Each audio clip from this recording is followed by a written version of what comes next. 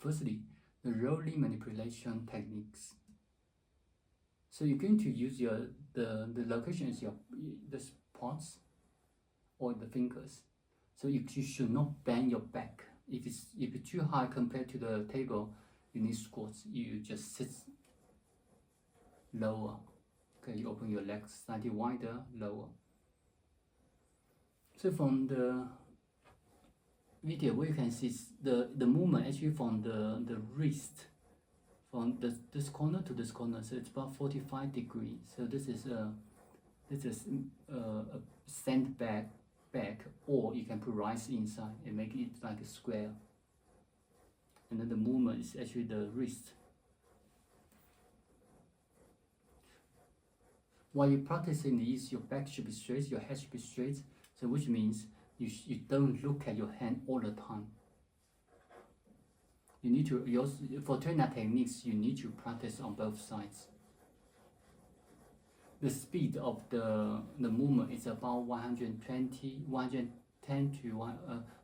to 120 times per minute.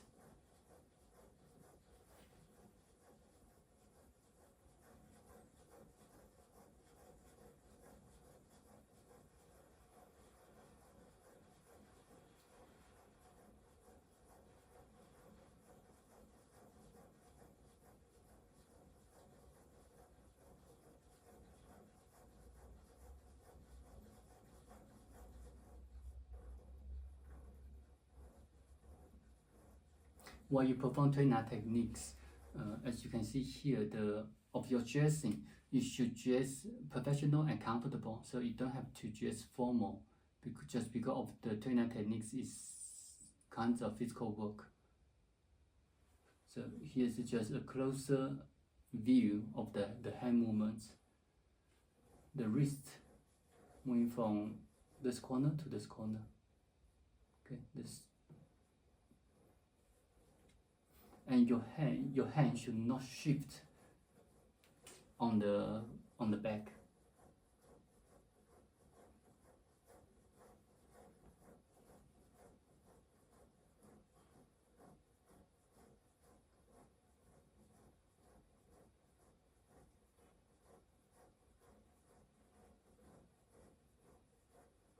From this view, you can see very obvious movements of my wrist.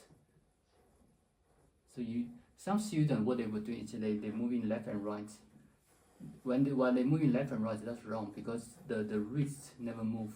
What you need to do, we need to see the movement of your wrist. So it shows you moving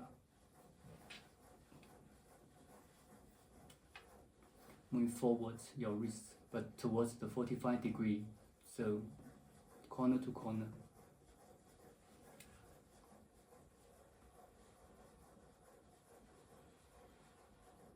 For the practice, firstly you are advised to practice on the rice back or the sand back, and afterwards you can practice on patience.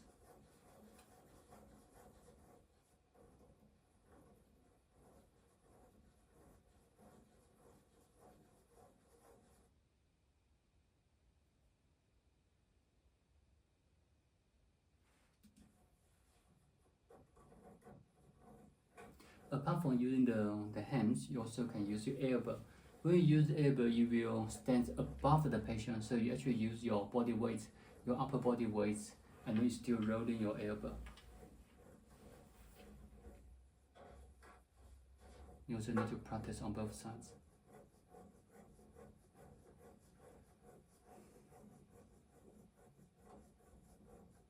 So these are two different type of rolling manipulation techniques. The next one we're going to introduce is pressing with one finger.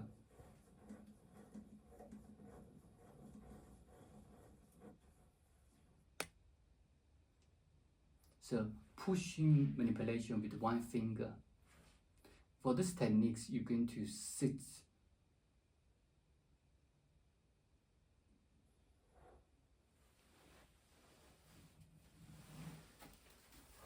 So this is the bean back, makes the tongue, and it's similar to a square. you're going to use your thumb. The angle from between your hand and your forearm is 90 degrees. So you put the right back in front of you, and then you sit right in front, and then what's a 45 degree? From this corner to this corner, so 45. The most common mistakes is while coming to this side, some students will bend the joints of the thumb. That's wrong. So your thumb should be always stay still, don't bend it. So for example, if you bend in this way, that's wrong. In Tui Na, while performing Tui Na techniques, try to use big joints first and without any movement of the small joints. When I say big joints, means like the joints of shoulder, the elbow, and wrist, instead of the joints of the fingers. Because after long-term movements, you may experience pain if you use the small joints.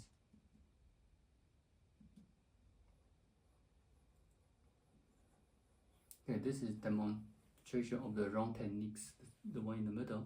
You see, in this, the one in the middle, what we're doing is actually bending my thumb, so this is wrong. So you don't bend your thumb, only move your wrists left and right to 45 degrees, left and right. And also you don't raise your shoulder in this way, so that's also wrong. So for yourself as a practitioner, you need to feel comfortable, you also need to feel relaxed.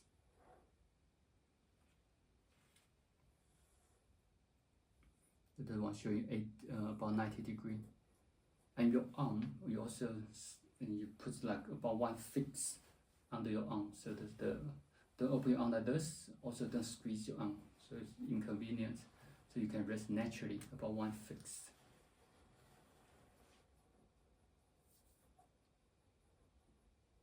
These techniques you can use for example, by the neck, GB21, and other smaller area.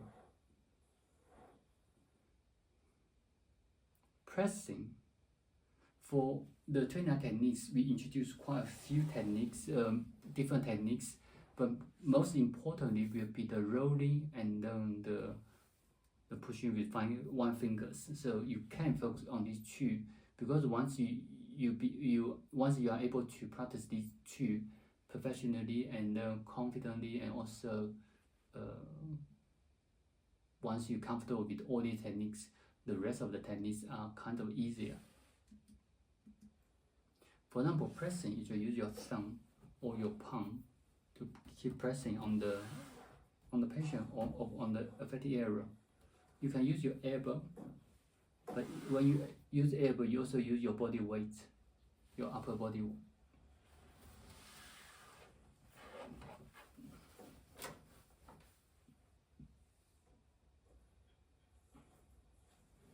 You're still going to practice on both sides.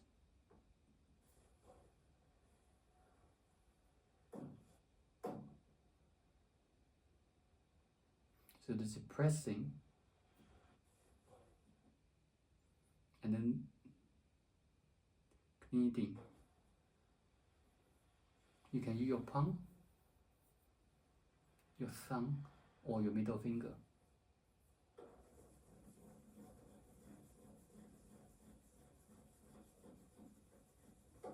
So you can move circles.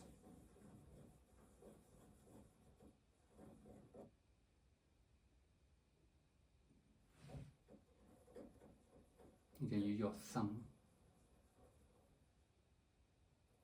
your middle finger. When you use your middle finger, for example, if you massage action points, head and neck 3. So if I press with my middle finger, and sometimes I feel like my middle finger is not strong enough. So what you can do, you can use your index fingers to sit on the middle finger. So you can actually press more.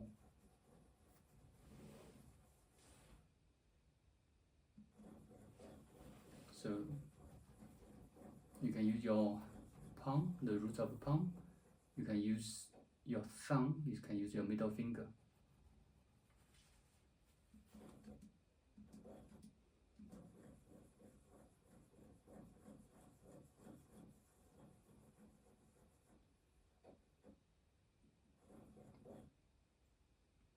and then circle rubbing. Use your fingers, you rub around. You can rub clockwise or anti-clockwise.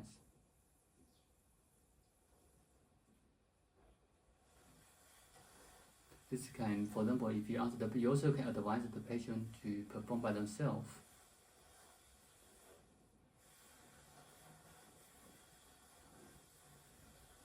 For instance, if you use this techniques for digestive problem, it also works for example constipation. You can ask the patient, or the distending sensation in the abdomen. You can always ask the patient to rub themselves about 200 to 300 times a day.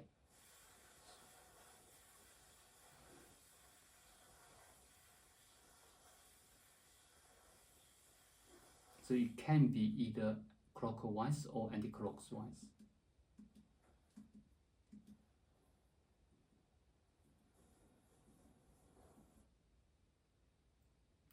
To and fro rubbing.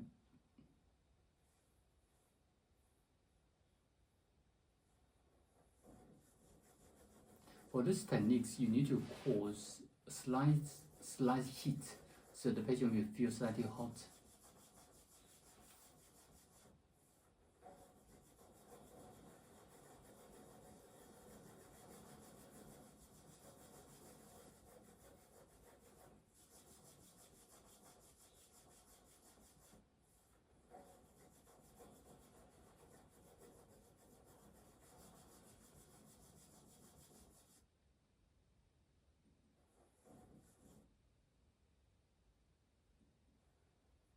Pushing, you can use your thumb or your fingers.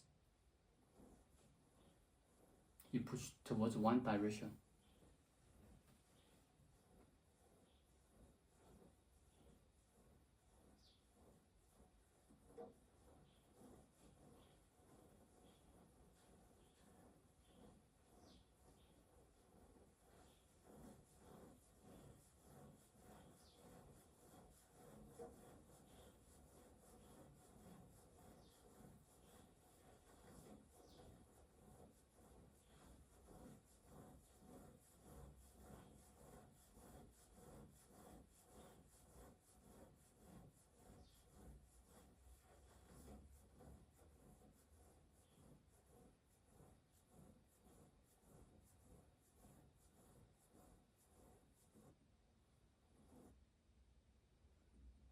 Wiping.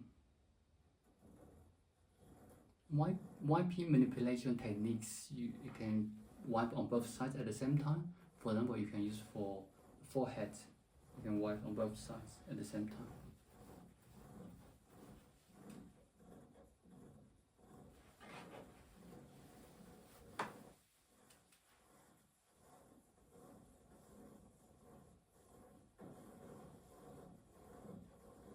So you can either use your fingers, your thumb, or your palm.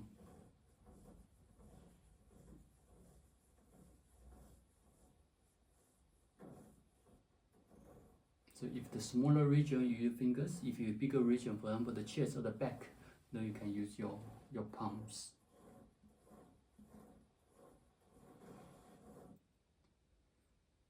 And then vibrating. Vibrating, you rest on the patient and then you try to tremble your forearm. So the vibrating. And then there are another two techniques: the palm twisting manipulation and also shaking manipulation. So I cannot demonstrate here because I need a model to demonstrate. But in our contact classes, we will also practice these two. Basically, for Tui Na techniques, what we need to do is, or what you can do is actually you alternate the forceful techniques and the lighter techniques. So when you practice, you will know that which techniques. For example, the pushing with one finger is more forceful. The rolling is lighter.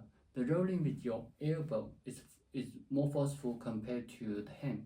So you actually can alternate the lighter, the forceful, lighter, forceful, and in different region. and that's also how to relieve the muscle, and also for the clinical efficacy. For the clinical applications, basically it's just for the affected region, and then if you want to use the surgeon differentiation, you based on the surgeon, you can focus on some of the acupoints. But in general, generally speaking, the principle of the treatment is just to alternate forceful and lighter techniques. All these techniques you can combine, and you are more than welcome. You are advised to combine them. Don't use only one techniques. That's why you need to practice all the techniques. And while you practice, you are advised to practice for at least 30 to 1 hour, 30 minutes to 1 hour. The reason is because when you practice on patients with Tui Na techniques, you need to perform the treatments minimum 20 minutes to 40, even 1 hour, or sometimes even over 1 hour. So if you practice a longer duration while you practice on patient, then it becomes easier. But if you only practice for 5 or 10 minutes, and then while you practice on patients for 20 minutes or 30 minutes, you're going to be exhausted.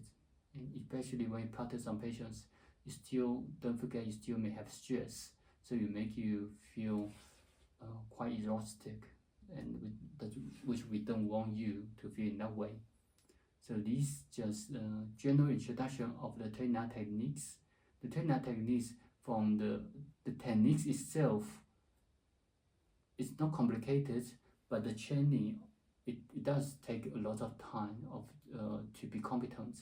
For example, in a very traditional training of Tui Na techniques, for rolling and for the techniques, for all the techniques on sandbag or a rice bag, we actually require, very traditionally, we require you to practice on these for 3 months. And when I say 3 months, means like the full time, which means you practice 8 hours on the bed. You don't need to do anything, 8 hours for 3 months. So if you can practice these hours there, and then you actually will be more competent in Tui Na techniques, your movements also will be quite flexible. So it all depends on the efforts you put in. So you can use this as a guideline to practice Tui Na, and then we will have further demonstration and corrections on these techniques, which you can apply in your practice.